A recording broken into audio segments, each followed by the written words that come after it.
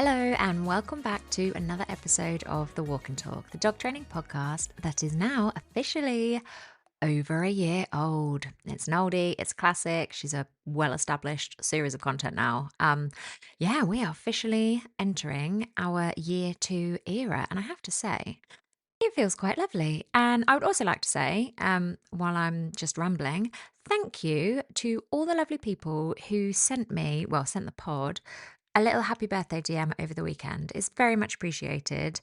Always look for something to celebrate, I say, whether that's in your dog training, your life, whatever it is. Always look for the positive. Anyway, onwards, because we can't bask in the glory of the birthday anymore. We've got to push forward. So, without further ado, this week I want to start this episode with something that might feel a little bit uncomfortable, And I'm #sorry, not sorry for that. But also, on the plus side, I think it's going to feel really freeing when all is said and done. So listen to this and absorb it like I'm saying it just to you, okay? You are not bad at training your dog. You are not bad at dog training. You are not inconsistent. You are not too slow. You are not too clumsy. You are not just rubbish. You are not wrong. You're not missing some kind of magical natural talent that other people on Instagram or out there in the world seem to possess that you just don't.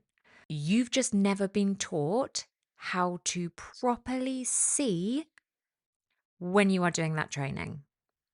So, what does that mean? What kind of witchcraft is this? What the fuck is she talking about? Okay, let's explore it. So, honestly, in 90% of cases, when it comes to regular everyday dog owners trying to train their dogs, wanting to work with their dogs, just generally design a nice coexistence, you guys are already doing all the right things. You are doing the right things, despite what all of those big, hairy men have been shouting at you from your Instagram feed. Okay? Let that sink in. I am talking to you. But you haven't been taught how to also observe what is happening in front of you as a result of what you're doing and then move forward from there. And actually, this teeny tiny little thing is going to be the tweak that we're going to sort out today that up levels you, because once you understand how to do that effectively, your timing just improves, your confidence improves, and your dog will start responding differently. You're going to up level, okay? Now, it sounds like magic, but it's not. It's simply awareness, like the right kind of awareness. And this is what I want to explore with you today. So, buckle in. Okay, so what's the core problem here? Let's talk about what I think most people think that dog training is. They think it is saying the right cue, using the right treat, doing the right technique, getting all of these boxes ticked. I honestly, it's funny, but truly, I think when I post any kind of training tutorial or demo online, like a teaching video, the most asked question in the comments, and I despair a little bit, but bear with me. And I'm sorry if you have asked this question, but the most asked question is, what treats are you using? Like, what food are you using in this video to reward your dog? And of everything that's going on in the video, of all the different things that I'm trying to like demonstrate and advise, that is probably one of the least important things you need to know, truly, to get the training right. Now, don't get me wrong, sometimes it is important if we're doing something like a bit more complex with high value and low value, and it's important to have that distinction as part of the exercise. But generally speaking, 99% of the time doesn't really matter. It doesn't really matter. The treats, the food, that is not the thing that makes someone skilled. In my opinion, two people can use the exact same method, they can follow the exact same step by step, and they can get completely different results. Why? Why does that happen? One of the reasons that no one is really discussing or addressing or explaining, I don't think, is that one of them can notice. One of them is really tuned in, and the other one can't yet. And I say yet very intentionally because this is absolutely a learnable skill, and that's why we're talking about it today. So, what does that even mean? When I say seeing or noticing, like I don't just mean looking at your dog, are your eyes pointing in the right direction? I mean being able to notice the smallest changes in behavior, the earliest tiniest signs of distraction, the first little flicker of hesitation, the exact moment or the moment before the moment your dog is about to disengage. It's about catching things at a 1 out of 10 intensity instead of waiting until they're at like an 8 or a 9 and it's really obvious and we know exactly what's happening. Because truly, most people only notice behavior when it becomes big, when the dog pulls or barks, or they're completely ignoring the owner, like they've 100% checked out, or they've run off entirely. They're gone. They're across the field. It's done.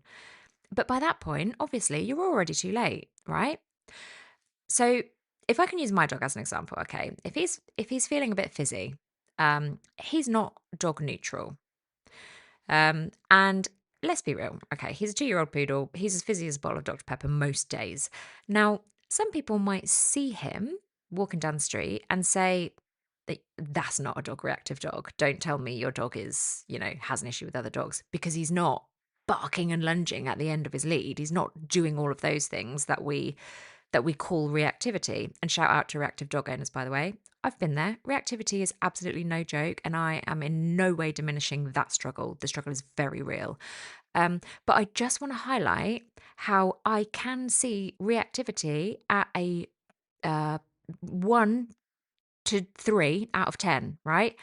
If I'm just watching him, I will notice his back legs tighten up. No one else is going to see that. I will notice the tightening of his back legs, the slight tiny change in his head position, the shift in his, what would you call it? Like his demeanor, from just, bowling about, sniffing the sniffs. It's all very carefree and casual to like level 1 vigilance, just level 1. And it's at that point I'm going to make a decision and maybe I'm going to take an action, whether that is turning the situation into a training opportunity or not, depending on all the factors I need to consider, right? It doesn't really matter. Noticing gives you that choice. It empowers you to take control of that situation. Waiting for a 10 out of 10 or an 8 or a 9 out of 10 takes a lot of your choice away. And if you're thinking, well, that's all very well and good, but I just don't notice these things. I don't know. I don't see stuff like that. That's totally fine. Observation is a skill. It is a skill just like all of the other things that are talked about, just like handling, just like timing, just like your mechanics, just like all of those things that you've read about, you've heard about. Observation is just another one of those, but I think it's a really powerful one, which is why I'm talking about it today. And I think most dog owners are thrown straight into reward this, don't reward that. Do this exercise, learn this drill, follow these steps, do these things without ever being taught what to actually look for along the way. It's like being asked to edit a photo without being able to actually see the differences between the different filters or between the brightness or the contrast or, all of those different things. Like a good example of this in dog training is the figure of 8 exercise, right? It's so simple and so basic. But 90% of owners, I think it's just a waste of time because they don't understand what it achieves because they haven't been told how to observe that achievement.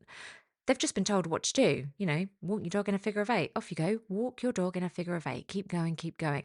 And it's essentially, it is just walking your dog on lead around a space in a repetitive figure of 8 pattern. And you could use 2 obstacles like little cones or markers, or trees or something from your environment. Or you can just set your figure of 8 path in your head and in a completely empty space and stick to it.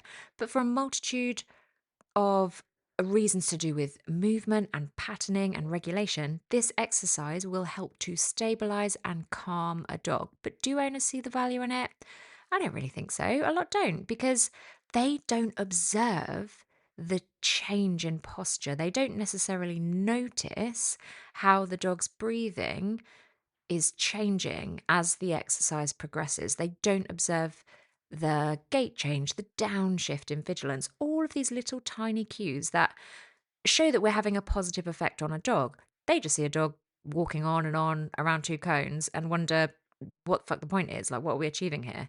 So, okay, let me give you some examples at a higher up level. A professional trainer, a skilled trainer, doesn't just see, oh, my dog looked away. Sometimes when we're doing disengagement training, we have a dog look at the trigger. We want to reward them when they look at their trigger. A trainer doesn't just see, oh, the dog looked away. They will see, oh, the dog's ears just flicked back there for that second. The breathing has changed slightly, and their weight has shifted. So something in the environment has just become a lot more important than me. That's a completely different level of awareness. They don't just see, oh, my dog didn't just respond to me just now. My dog just ignored me. They see, my dog heard me, considered responding. I saw that, but there was a half-second delay, which I know is outside of the norm, which tells me I'm about to lose them. There's something more going on here. And that moment, that little nano notice, if you like, that's where really great training has the potential to happen. And I think this is why people struggle so much with timing. They think, I'm just bad at timing. I'm just too slow. I'm clumsy. I'm not quick enough. But timing isn't just about being fast, it's about knowing when something is happening. And if you can't see the indication in the moment, clearly, if you can't see that shift, the little cue, of course your timing is going to feel off because you're essentially trying to hit a target you can't see. So, right, that's all well and good. But what do we actually do if we think this applies to us? Let's take all of that and make it as practical as we can. So, how do you actually get better at seeing, at noticing, at taking that real time data from your dog in the moment, even if it's micro, a little nano moment, and squeezing that moment for all the training juice that you can? So, here are some things that I want you to start doing. So, first of all, slow everything down. We are way too rushed when we train, in my opinion. Look, also, I'm 100% guilty of this too. 100%. We we go too fast, we get frustrated, and it spirals and we lose control of it. We've all been there, I'm sure. So instead, just start watching your dog like you are studying them, like you are Jane Goodall staring at the chimpanzees. If you don't know who Jane Goodall is, first of all, go and Google her. Second of all, what a crime that you don't know who she is. She was amazing. And third of all, I actually did a podcast episode that talks about her. So if you go back through the back catalogue, you can listen to that. Um, so just start watching your dog like Jane Goodall, right? On your walks, instead of thinking, training, training, training, we are training this thing today. We must do training. We are in training. Scratch that. Delete that shit. Think, oh, I wonder what my dog is noticing right now. Just watch their head movements. Just watch where they point it, how they move it. Just watch their ear position. What position is it in? Is it changing? Are there multiple positions? Like, what's happening? Watch their pace. What is their pace? Is it variable? Is it constant? Watch their sniffing patterns. Are they really chill? Are they what's the word? Like transfixed, like really, really like into something? Are they relaxed about it? Are they becoming excited by something they're sniffing? Turn yourself into an observer first and a trainer second. Do we all remember, right? I'm going to show my age now, but there was a time in between, somewhere in between the dinosaur age and the invention of AI, when Big Brother was actually a cult TV show. And E4, I think it was E4, Channel 4, whatever the hell it was, used to have like a 24-hour live stream, basically, of the Big Brother house. And we all just used to watch the Big Brother contestants sleeping, basically. Does anyone else remember that? Or did everyone else actually have like really enriched lives back in 2003 and that was just me? I don't know. But I swear you could just live stream the Big Brother house at 7 a.m. and we'd all just be actually spending our valuable free time watching other human beings sleeping and just twitching in their sleep, just observing very, very little. Well, why am I talking about this? Nobody knows. No, I do know. I want you to revive those kind of fine tuned observational skills, okay? There doesn't need to be something exciting happening for you to be giving your dog your full focus and watching and paying attention to the tiny things, okay? So, to bring this back to your dog now, start noticing the before and not the after. So if your dog barks at another dog, don't just think about the barking. Ask yourself, what happened just before that? What did my dog do just before they chose that behavior? Was it a freeze? Was it a hard stare? Was there a body weight shift? What did they do? That's where the gold is. Also, look for patterns and not just incidents. One little behavior really means very little, but patterns of behavior will tell you so much more. So instead of just my dog ignored me just now, look at when does my dog tend to ignore me? When do I usually get ignored? Is it when they are moving? Is it when we are in this kind of environment over that kind of environment? Is it when they've got a smell, when they're actively sniffing? Is it when something novel appears? Is it when a particular thing, the same thing appears? It's the same trigger. What makes that happen? What preempts that? Now you're thinking more like a trainer. Okay, another thing you can do, and bear with me, this sounds weird, but trust me, it works, is narrate what you see. So this will feel a bit weird, but honestly, do it. If you're out walking your dog right now listening, please just do it. Just do it for a minute, do it for me. Just start quietly, or if you want to freak people out, if you don't mind, just do it loudly. It's your call. But like quietly narrating your dog like they're a character in a TV show. So it might sound like, "Oh, my dog just looked at that person. Oh, now they've looked back at me. Oh, they've just sniffed something. I think they've caught a new sniff. They're sniffing. Oh, now they're really slowing down. Oh, we've stopped. He's decided to stop for a minute." And just carry on like that. This literally is, it's basically just a little brain hack, right? Because it forces your brain to stay properly tuned in and engaged and aware. And you don't have to do that all the time. If you're out walking your dog for an hour, you haven't got to do an hour of that, right? Strolling along, chatting away like you've just escaped from somewhere. But it's a great way to just wake up your observation muscle, I suppose, and just get you into that habit. And you will be amazed how much more you become aware of as a result of doing that. Okay, another top tip, and we've probably all heard this one before. Go and watch videos of you training your dog. Set your camera up, record yourself, watch it back. This is one of the fastest ways to improve, hands down, no excuses. And if you are in my online membership, you will know that I encourage you to film a training session per week. And if you're feeling brave, share it with the rest of us so we can help make it even better or just help you celebrate an amazing win. It doesn't have to be, oh, I need help with this. It can be, look how fucking awesome this went. Um, no feedback is bad feedback in the club anyway. Literally, even if you do need help with something, everything is constructive, everything is supportive, everything is positive. And I mean, if you're not in the club, I don't even know what you're doing with your life. It's literally £15 a month.